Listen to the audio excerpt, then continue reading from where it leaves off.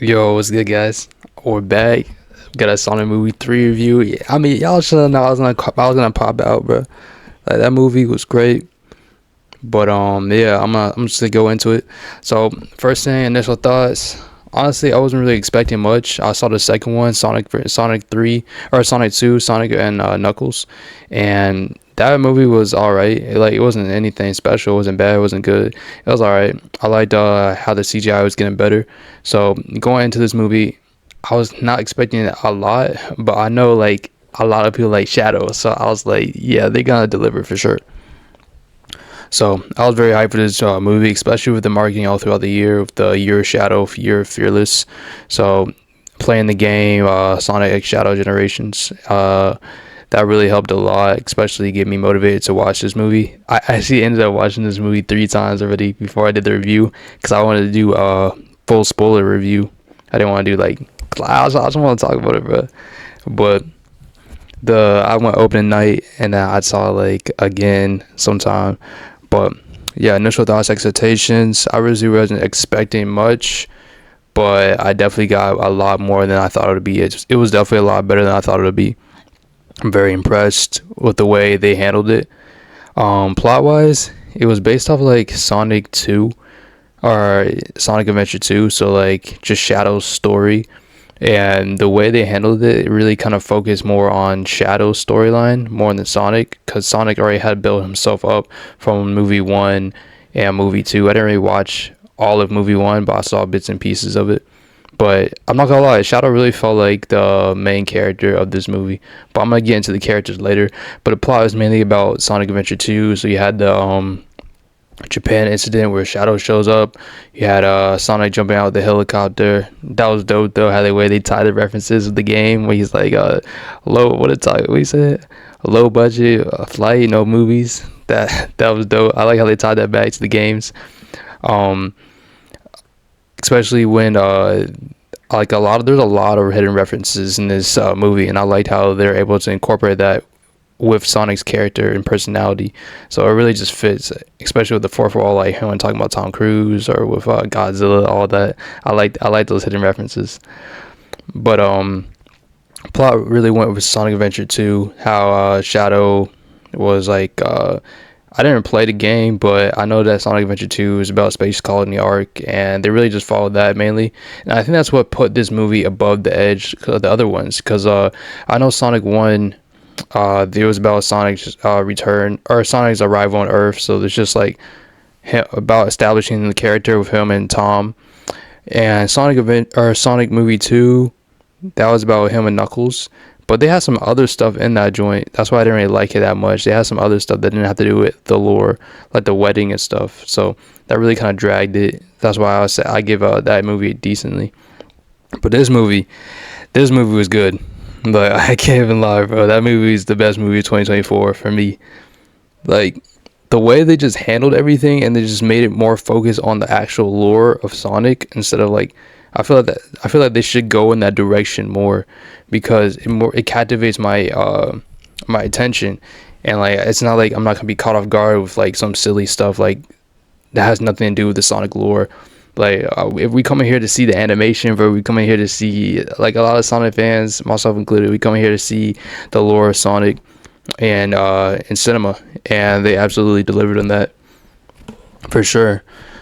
So the movie really starts off with Shadow opening scenes, how he was like locked up in the prison island, and he was trapped and stuff.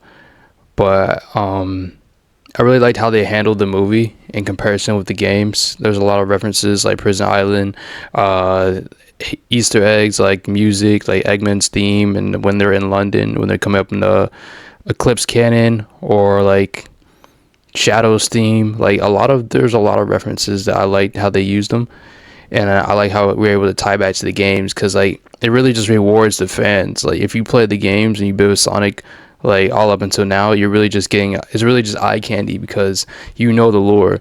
But they also do a good enough job in the movie to explain the lore to outside fans, or not outside fans, people that don't have experience with the Sonic franchise or don't know what Shadow and his story is about. So I like how the way they tied back Shadow's memories and made like flashbacks. I feel like those scenes are important because they give Maria an actual character.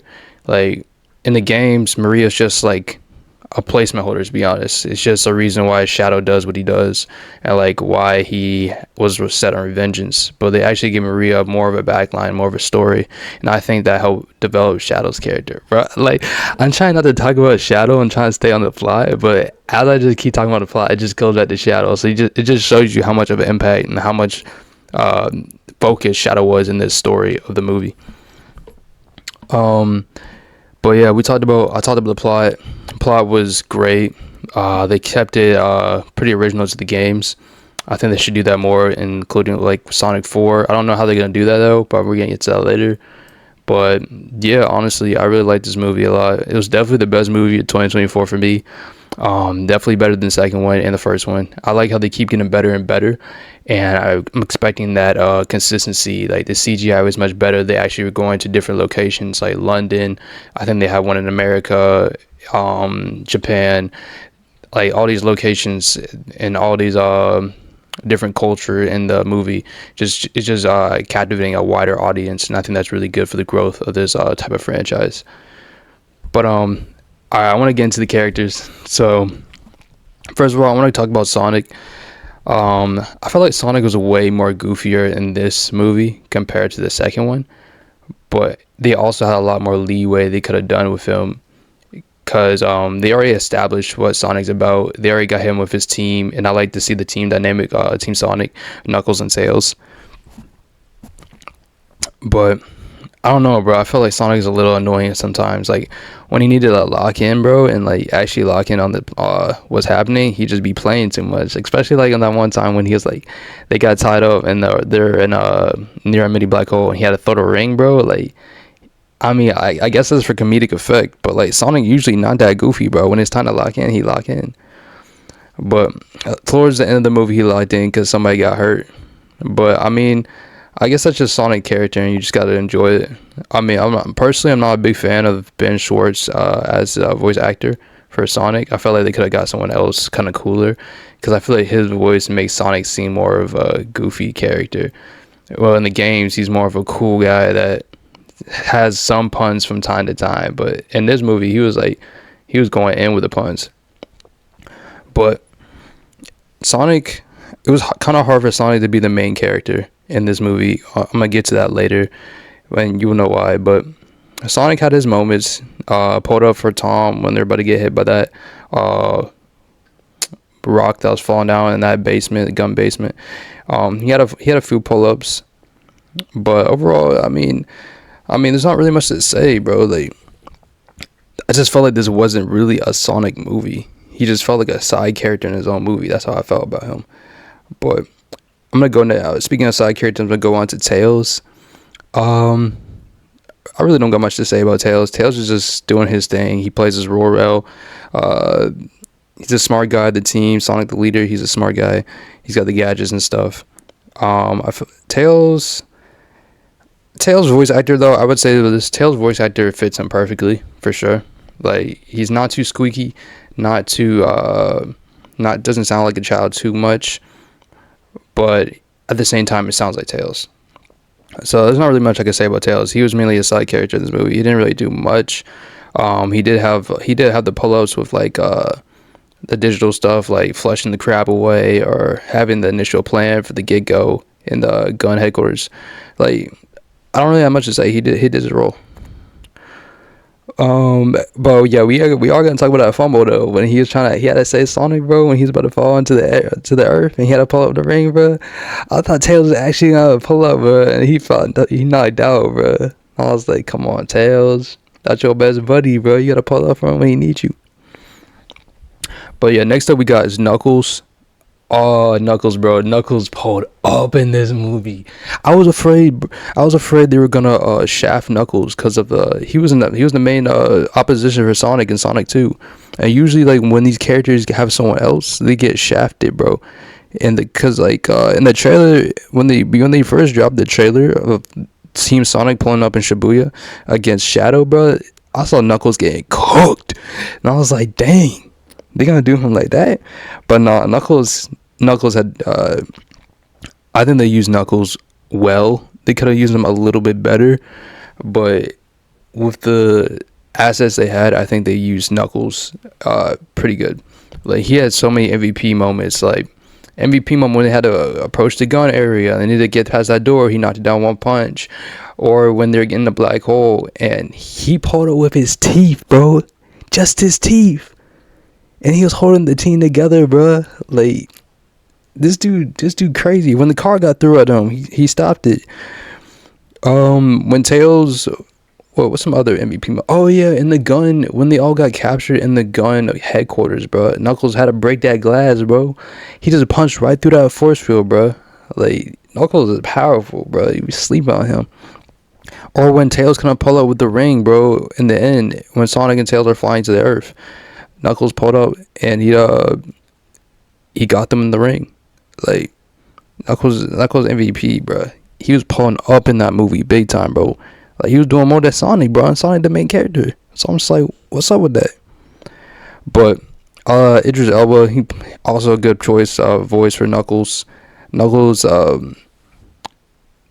I don't like in the iterations of Knuckles and other media, like the shows and stuff. They either make him dumb. Like in Sonic Boom, I don't like how they did that. It just made him straight up dumb. Like in this, Knuckles isn't dumb per se. He just doesn't know a lot, but he still has the values and characters inside him up in the Kid No Warrior. He still shows those tribal characteristics, and I like that about him, how he sticks to his roots, but he also is able to adapt to a team. I didn't watch the Knuckles show, so I'm guessing the Fist of Fury or Fist of Fire or whatever. That's probably what the power was that he had in the movie. I didn't really watch that. I wasn't really interested, but I think Knuckles definitely is the older brother in the Team Sonic. Tails is the younger, Sonic middle for sure. Knuckles is the older. I felt like he had a more older brother vibe throughout the movie. He really kept the team together. I just feel like that's something Sonic should be doing. I mean, yeah, I think Knuckles is stronger than Sonic in terms of physical raw strength. But Sonic also needs to step up at sometimes, and sometimes he's being a little immature, and Knuckles is just pulling up on the line, bro. But I don't know. I feel like that's some character growth Sonic needs to go through.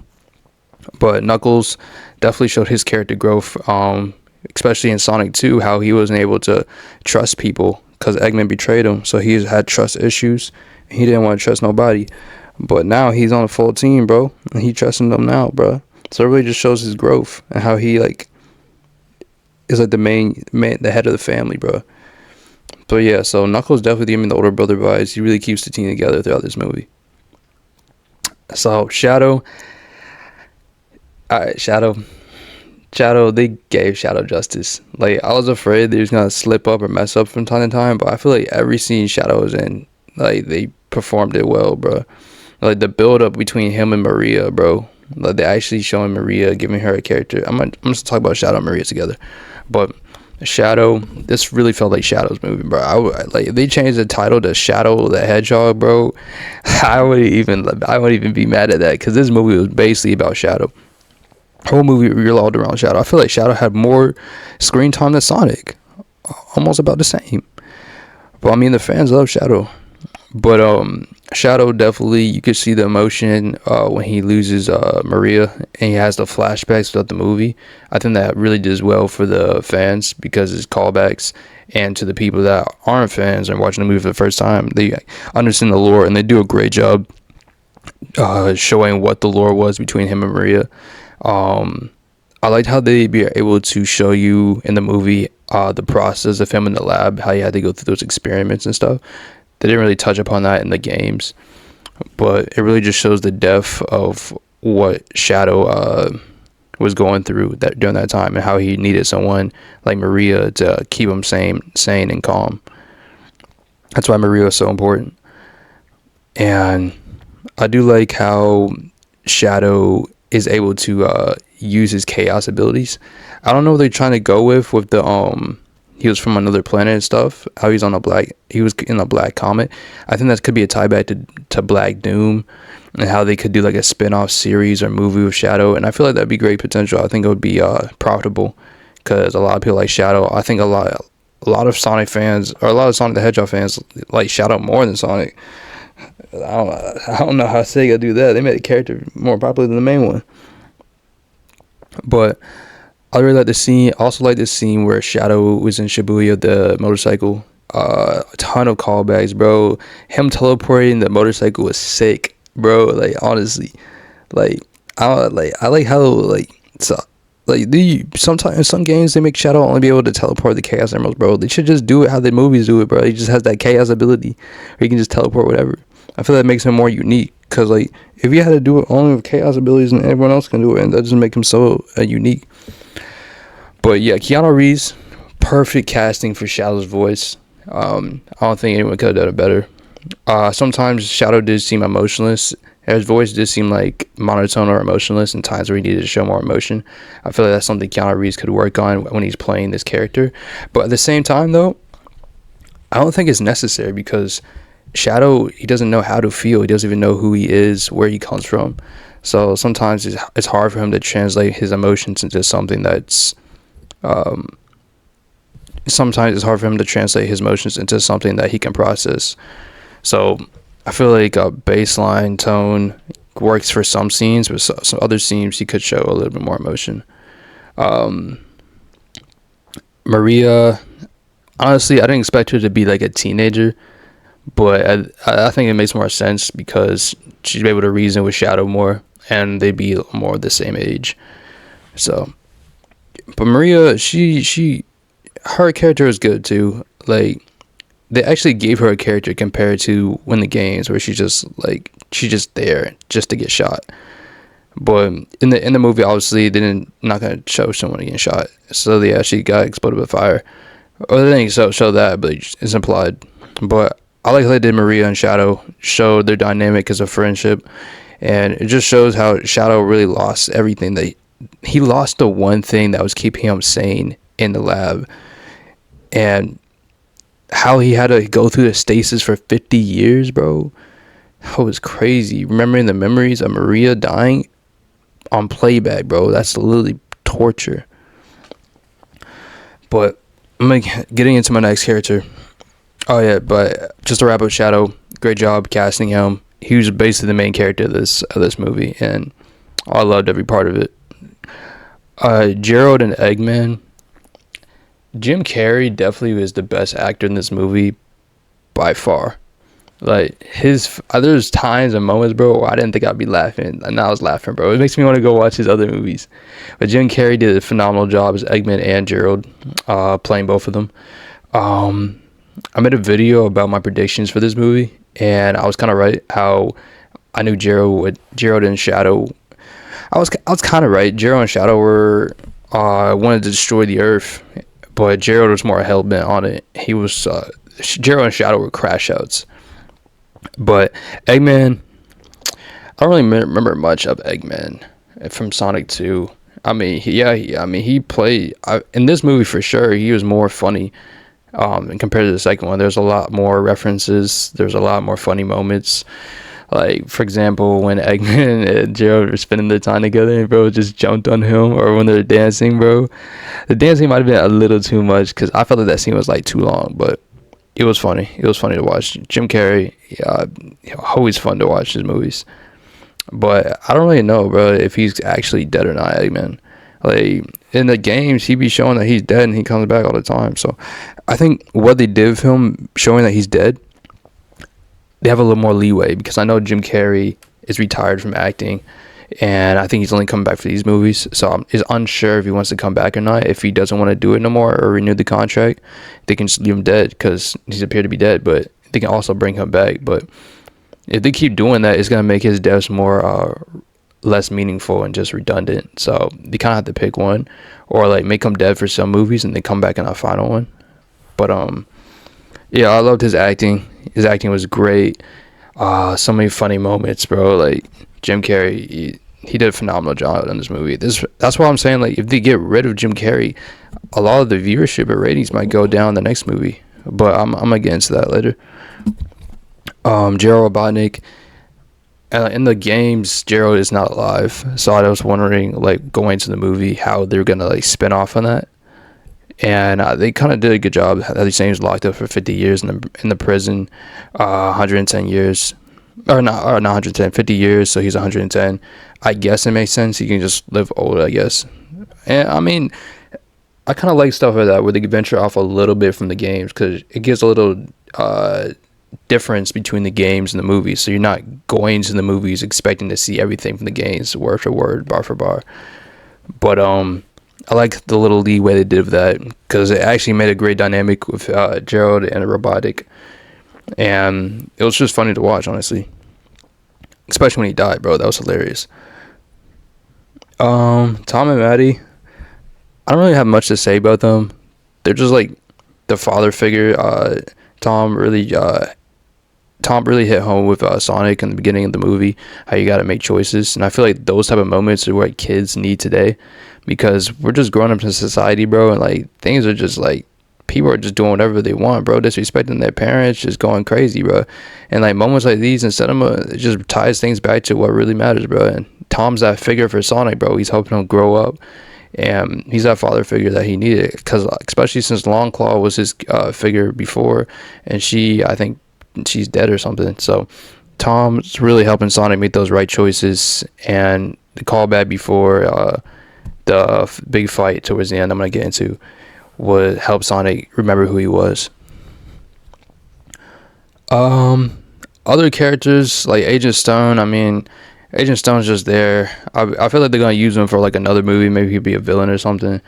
Agent Rockwell, she could have been like Rouge, bro. Rouge could have been in her spot, bro, honestly. But it'll also just be weird because the amount of time I think she was cut out like for most of the videos or most of the movie. She was cut out, so like putting her and Rouge together could be great for the dynamic of the characters in a later movie or installment or something. But I felt like she wasn't utilized enough. She just popped in here and there, and I felt like that was kind of awkward. But that's what else. I want to talk a little bit more about Shadow. Some of my favorite parts in the movie include Shadow. So obviously my favorite part of the movie is the Supersonic fight versus Super Shadow. That was peak, bro, peak cinema, bro. Okay, when Sonic he Shadow punched that. Yo, by the way, when Shadow punched Tom, bro, I felt the sound underneath me, bro. I thought he was dead. Like, one broken arm is crazy, bro. How durable is the human body, bro? You getting punched by a supercharged alien with chaos energy, and you live in that? I thought he was dead for sure, but it's a PG movie, bro. PG movie held him back. But Shadow, his dynamic, he's like literally the opposite of Sonic. It just shows you like how upbringings can change someone's perspective on life. Like Shadow he only knew pain and suffering, bro. He grew up as a kid seeing his best friend die, and he got put in stasis for 50 years reliving that moment, bro. His crash out was justified. No, I'm not saying killing billions of people is right. Of course not. He cannot be doing that. But you gotta understand why he wanted to crash out, bro. He was trapped for 50 years reliving what they did to Maria, bro, in his mind, bro. He can't move nowhere. He just stuck in stasis, reliving that pain. Like, just let that sit for a second, bro. Just picture it, bro. The closest person in your life died, and you had to relive that for 50 years. The same moment over and over again. Just let that sit, bro. It's crazy, bro. Like, I think they did I think that the director of the movie did a good job explaining the stasis, bro. Explaining what he had to go through, because it really helps you like sympathize more with Shadow and why he was doing this, because humanity betrayed him, bro. But obviously, Sonic was the counterpart to that, where Shadow found pain and suffering. Sonic had friends and family. So it shows you how different pathways and how upbringings can like literally change someone and how they are. But Sonic, being the good guy he is, he showed Shadow the way back, showed him that how that even through the pain and suffering, you gotta remember the love that you had for them and keep holding on to that, because that's gonna help you get through the pain. And I like the moment when Sonic and Shadow were venting on the moon. They're just talking about their problems, bro. I felt like that was so real, because like we don't get moments like that in cinema no more. We just have a real moments that the people can relate to, because like a lot of these movies are about unrealistic things like talking hedgehogs and stuff. Yeah, but the lessons they teach us is what makes it more important. And I feel like that's what pushed this movie over the edge compared to all the others. They have more lessons that's more relatable with people in terms of like not just like in terms of like not super Sonic and super Shadow, but in terms of like people in their own lives and how you can't take revenge, but you have to forgive others. But I do like the scene with Sonic versus Shadow, especially bro when Shadow got the Chaos Emerald. I want to talk about it, but like how Shadow knocked the Chaos Emeralds out of Sonic, bro. Like this dude built, bro. He built differently. But anyways, I like the scene where Sonic got the Chaos Emeralds and he got the boost, and then you just see Shadow in the background, bro. And he dripped out, bro. He had the SA2 Super Shadow design, bro. They need to use that more, bro. Especially in cinema, that one was heat. But yeah, and when Sonic tried to punch him and he blocked it, bro, I'm like, yeah, Sonic, you cook, bro. You cook. Shadow the strong dog. He the top dog here, bro. But yeah, that moment was heat, bro. Like the whole sequence was heat. Taunton was heat, and they had to team up in the end. Live and Learn came on when they powered up, bro. That joint was peak, bro. That's the main reason I had to rewatch the whole movie. Joint was peak. Dang, bro. That's why I did that. You gotta see more moments like that, bro. Other parts in the movie I liked was when Shadow. They went back into the backstory why Shadow was like bent on revenge, and like how everything happened, like how Maria died. And when Maria died, it really showed the pain that he felt inside of him, bro. Like you could hear the heart beating, bro. It just showed him like why he was doing what he did, and you just felt bad for him for real. And then how he used that pain to generate the Eclipse Cannon, bro. You just feel this. You can just feel the suffering, bro, and what he went through. So that was really crazy. Created some dynamic and humanity to Shadow. And I also like the moment where he had to redeem himself, bro. When he had to push the Eclipse Cannon back. He took off the inhibitor rings. Heat, by the way, heat. So Shadow really stronger than Sonic, bro. He was fighting him with limited. Imagine if he took off his inhibitor rings, he would win, because Sonic was struggling against him. Only reason Sonic beat Shadow is because he was taunting him. But yeah, he got that plot armor. When Shadow started pushing back the Eclipse Cannon, and then he closed his eyes and he remembered everything that he went through with Maria, that's when I knew he's putting everything on the line, 120%, bro. I'm like, that's when that moment hit, because I'm like, he doing all this for Maria, bro. He putting everything he fought for, everything he stood for, what he believed in. He said, we got to make the choice to do the right thing. And bro, when he was going in, bro, he went in. He took off those inhibitor rings, started pushing them back. Remember those memories, bro? The music kicked in, bro. Oh my gosh, bro, that was crazy. I felt that, bro. I felt that he put everything into that. But I mean, I knew he wasn't gonna die though. Like I think, according to the games, I'm pretty sure he's immortal. But yeah, Shadow was done justice in this movie, bro. They hit all the marks. They didn't even mess up once, bro. But yeah, that was mainly my favorite parts. I mean, other cool parts in the movie. Not much to say, really. I mean, the highway chase is cool, I guess. The Kira slide, good reference. I like how he's able to teleport his motorcycle. That's kind of cool. But yeah, the highway sequence is actually kind of heat. It's kind of underrated. It's an underrated scene in the movie for sure. No one really talked about it much. But that scene was heat, bro. Probably like the second best action scene in the movie. Because outside of those scenes, there wasn't really much. I mean, the gun helicopter thing, it was alright. But the Shadow Sonic thing, when he's running up, bro, that was a great entry to the movie to show Shadow and explain why he's top dog. But I don't care what anybody tell me, bro. Shadow's stronger than Sonic. Sonic's faster, for sure. Sonic's faster than Shadow, but Shadow is definitely stronger. Like, I ain't been saying it based off movie Shadow. I'm saying in general, bro. Shadow is stronger than Sonic.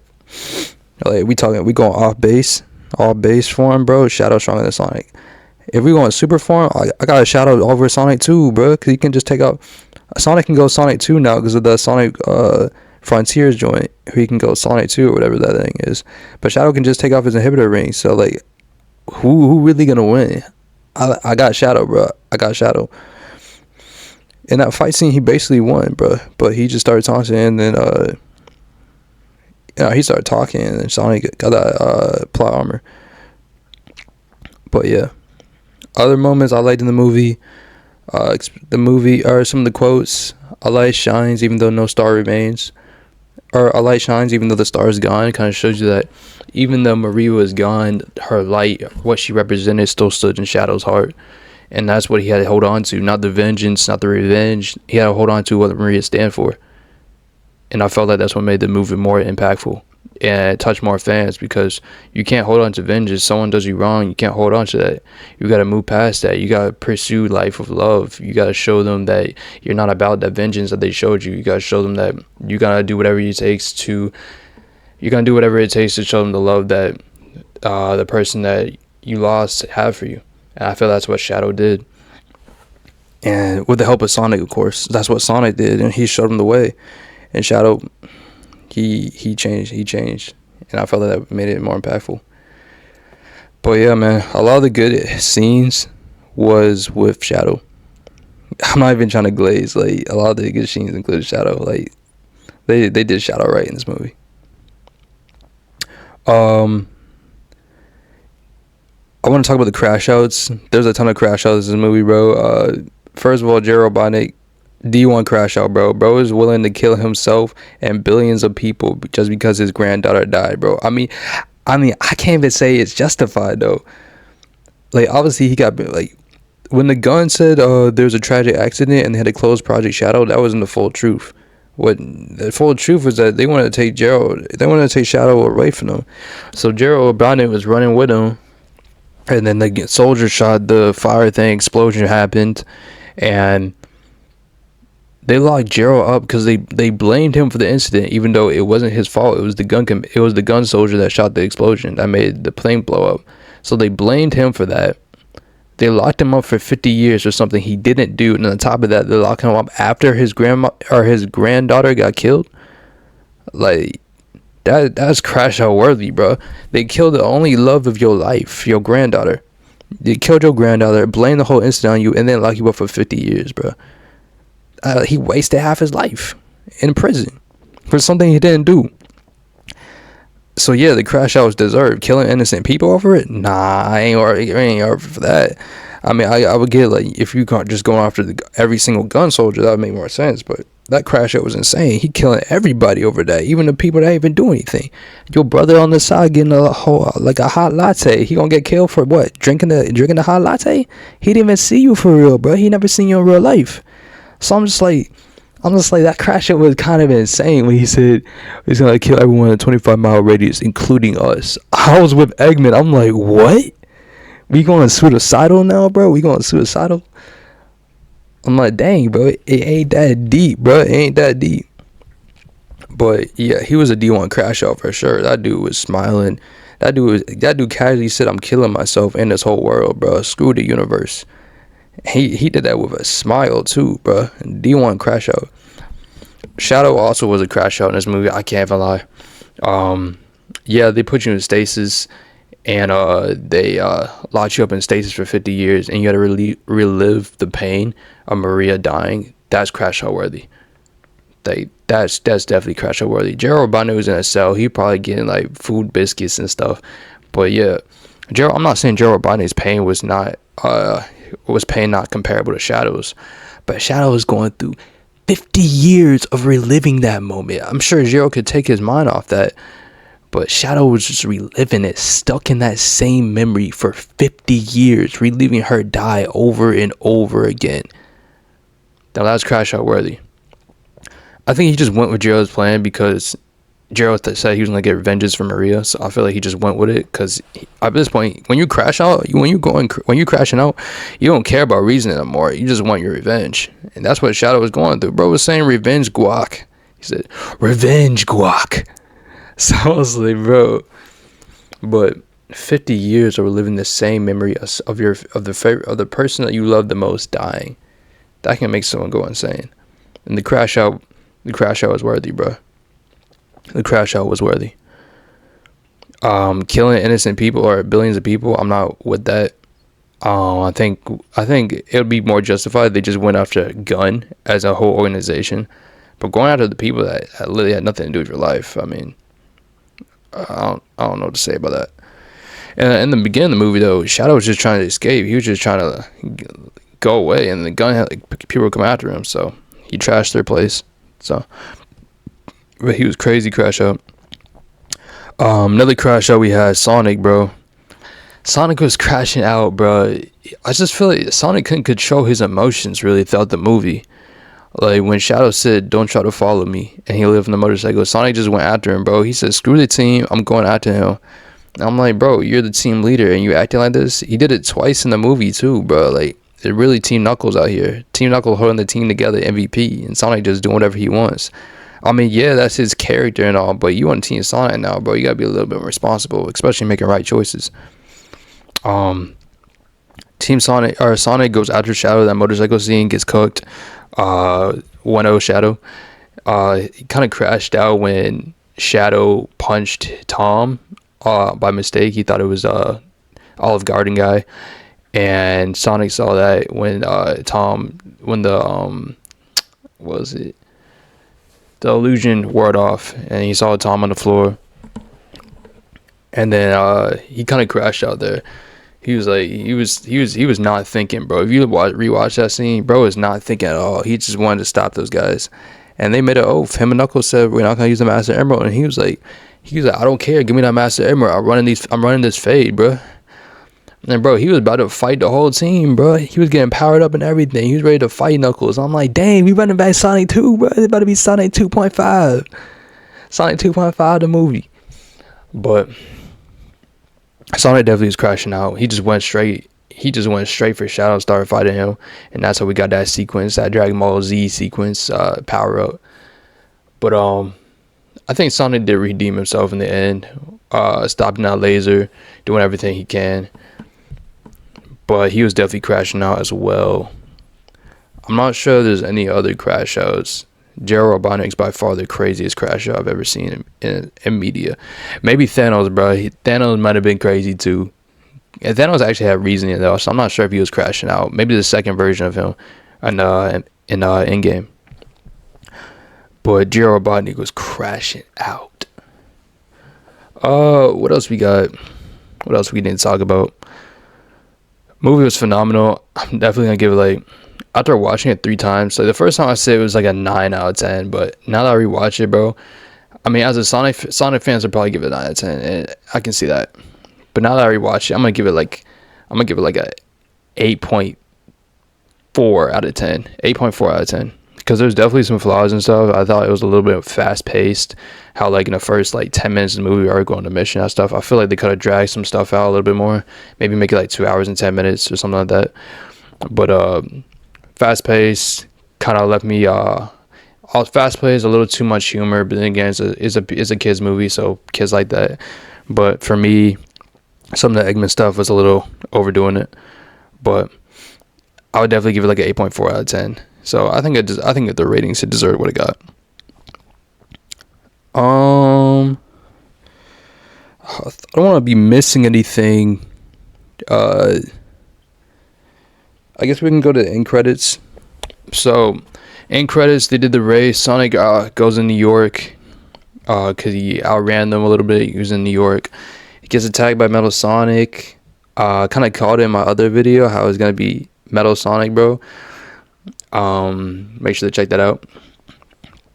But yeah, when I saw Metal Sonic, I'm like, he looks straight from the video games, and I was low key kind of down with it. Like it just, I'm not sure if they're gonna change his model up in the movie because like obviously this is just the end credits, so they can just do whatever in the movie. But I kind of liked it though. I kind of like how it was just straight from the games. And I was like, all right, Metal Sonic's gonna be the villain, and then I see a bunch of other Metal Sonics, so I'm just like, okay, we're getting like Age of Ultron type joint. I'm like, I'm here for it, bruh. Full out invasion. And then Amy pulled up. Honestly, bro, when I saw Metal Sonic, I wasn't really expecting Amy to pull up in the same scene, but when she did, her pull up was clean, so I'm here for it. I mean, I kind of predicted it too. There's no way Amy was not getting this movie before Silver. Like, I know Silver fans, we just gotta keep waiting, but yeah, there's no way Amy was not getting this movie before Silver. That would have been criminal. But yeah, I'm kind of excited to see how Amy and Sonic's dynamic is. I really hope Sonic's not a simp. Like, they like to change things up. Please do not change that one thing up. If you're gonna make Amy and Sonic have a love dynamic, make Amy like Sonic and Sonic not like her, or just make them like each other secretly. But do not make Amy something that she's not in her games, and make Sonic just a simp. Because at that point, we just lying out here, and I'm not for that. But yeah, the end credits scene definitely got a lot of potential. I think I'm gonna make another video about potential the end credits and potential Sonic 4 predictions, stuff like that, and see if we're right. I don't know when that movie coming out, like 2027 or something, bro. I'm not gonna be old, but that's a long time from now. But yeah, I think I touched up on everything. 8.4 out of 10 for this movie. I really liked it, enjoyed it. Best movies of 2024 for me. Let's go Sonic 3. This movie was great. Like, I enjoyed every part of it. I rewatched it 3 times, so probably gonna rewatch that 4th time. But let me know what I should talk about in the next video. Let me know about how you guys felt about the review, how you guys felt about the movie yourselves, your favorite parts, anything you want me to let me know about, let me know. And yeah, this movie was great. I'll see you guys in the next one. Peace.